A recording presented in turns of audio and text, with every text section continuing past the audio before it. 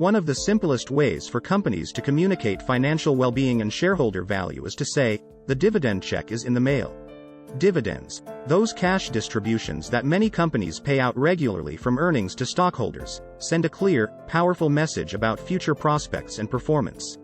A company's willingness and ability to pay steady dividends over time, and its power to increase them, provide good clues about its fundamentals. Key takeaways.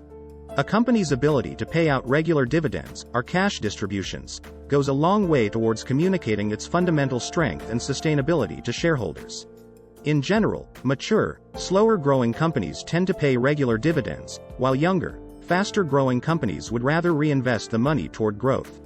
The dividend yield measures how much income has been received relative to the share price. A higher yield is more attractive, while a lower yield can make a stock seem less competitive relative to its industry. The dividend coverage ratio, the ratio between earnings and the net dividend shareholders receive, is an important measure of a company's well-being. Companies with a history of rising dividend payments that suddenly cut them may be having financial trouble. Similar, mature companies that are holding on to a lot of cash may also be having problems. Dividends signal fundamentals.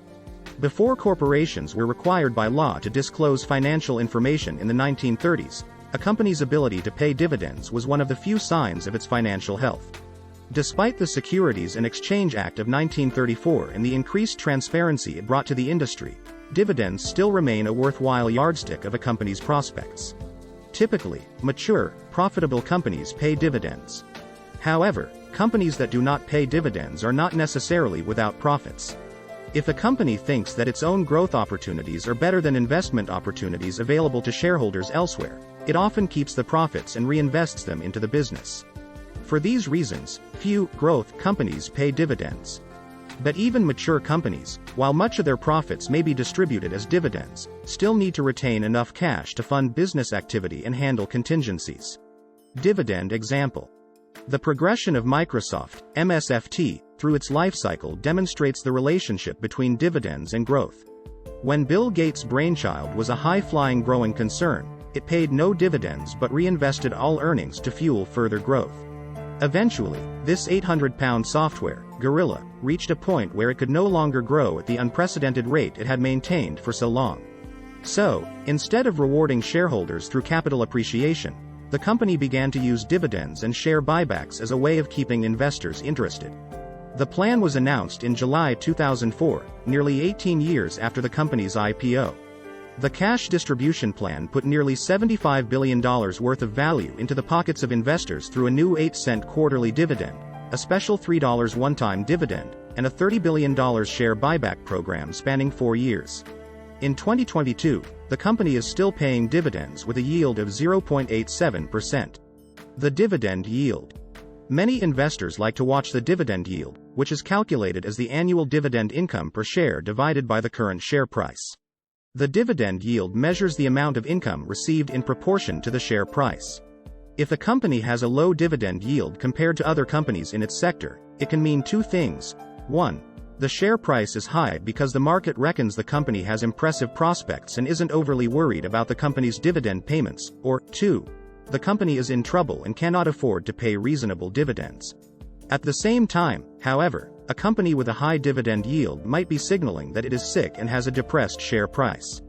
The dividend yield is of little importance when evaluating growth companies because, as we discussed above, retained earnings will be reinvested in expansion opportunities, giving shareholders profits in the form of capital gains, think Microsoft. Dividend coverage ratio.